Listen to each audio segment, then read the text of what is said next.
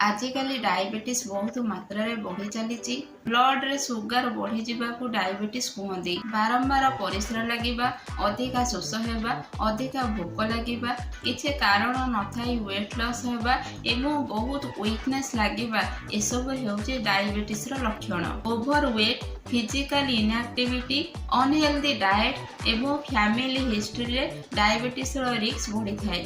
Fasting blood sugar, postprandial blood sugar, HbA1c यही test द्वारा diabetes अच्छी कि नहीं डायग्नोसिस करा जाए। अनकंट्रोल डायबिटीज अधिक समय रहिला परे एहा आई, किडनी, हार्ट को अफेक्ट करिथाय। सो डायबिटीज को नेग्लेक्ट करंतु नहीं। जदि आपण डायबिटीज विषय रे लॉन्ग वीडियो देखिबा को चाहुचंती ताले कमेंट सेक्शन में कमेंट करंतु। जदि भिडियोटी आपणक पई हेल्पफुल थाए ताले please like, share and subscribe Sandhya homeo world. रहिली जय जगन्नाथ।